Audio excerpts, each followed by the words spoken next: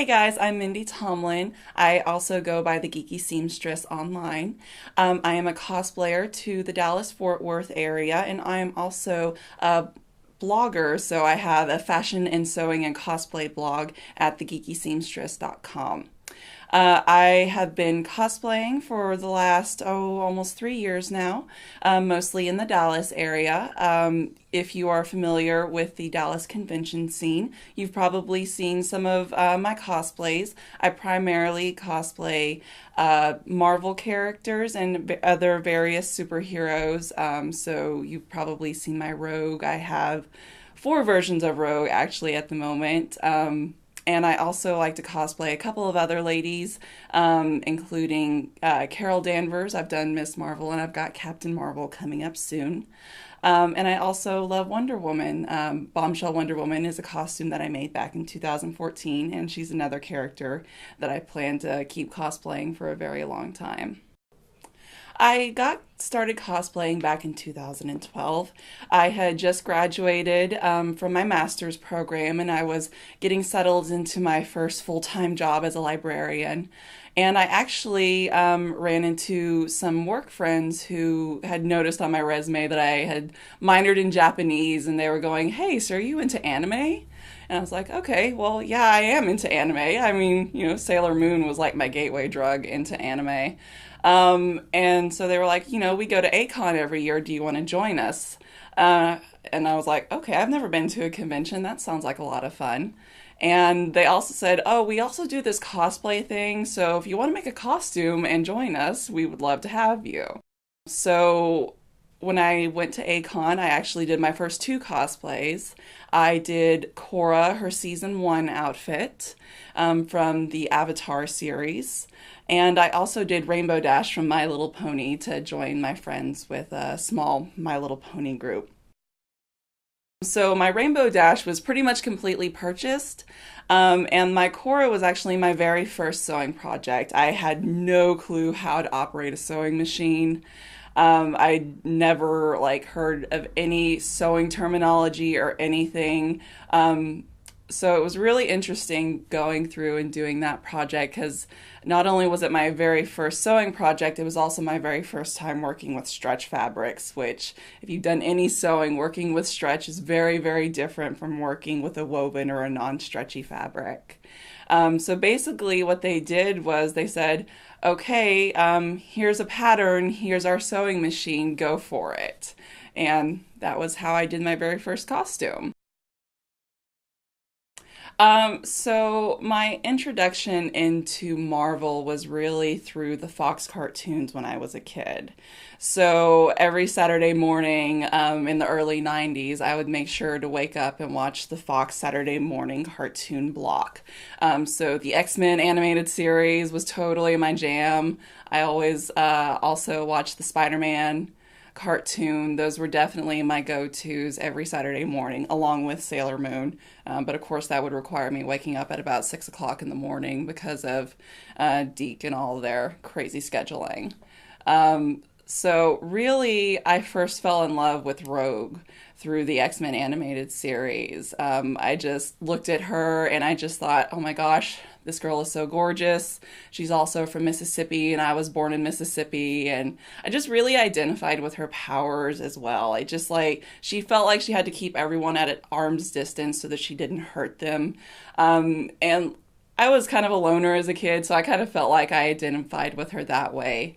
And really, the more I learn about her and read her backstories and go through the decades and decades of Marvel history and read and catch up on her, the more I just love her as a character. So my interest in Carol Danvers actually was kind of a backwards route. I wasn't really a fan of her just watching the cartoon at that point, but then last year for Dallas Comic Con, I was trying to come up with a new costume that I could wear, and I was going through my fabric stash, and I realized I had enough that I could come up with the Miss Marvel costume.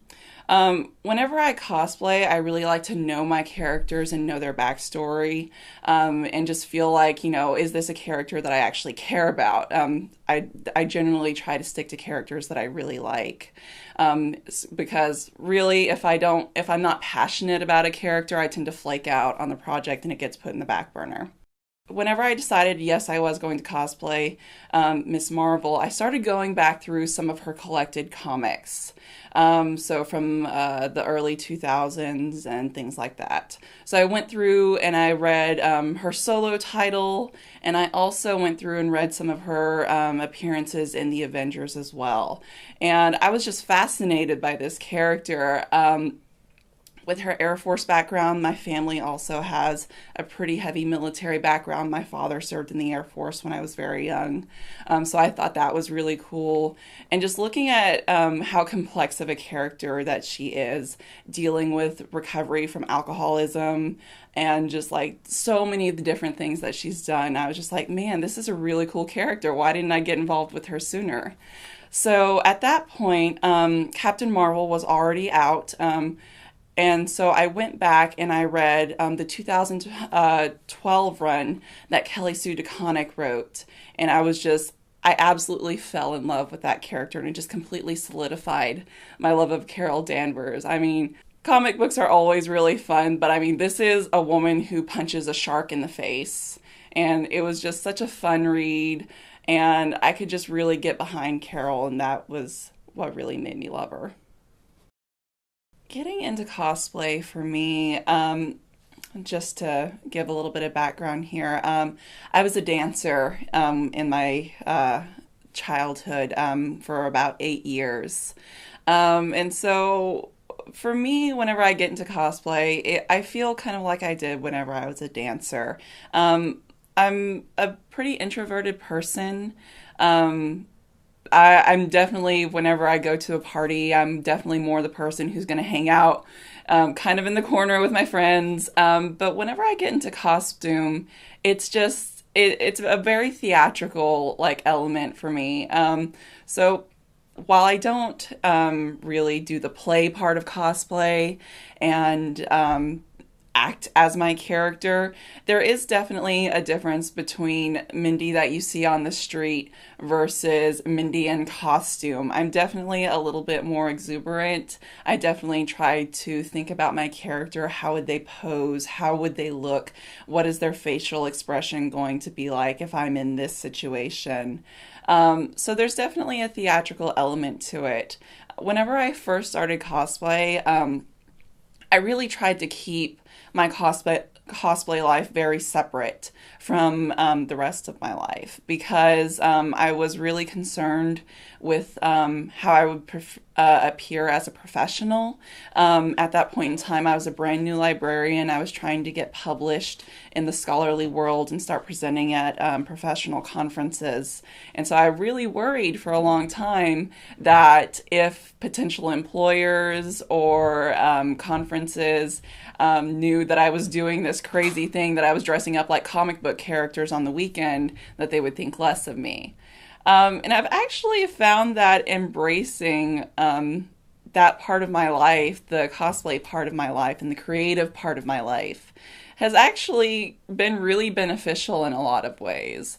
So just as an example, at my first library job, the students had this big game called Humans versus Zombies, and it's basically just a game of tag, where there will be students who are zombies trying to infect all of the other students and trying to turn them into zombies, and it's a big game that takes place over a week. And so I just reached out to the students and I was like, hey, I really love zombies. I love The Walking Dead. If you need any kind of help, I can put up a book display. I can help you guys promote it. Just let me know.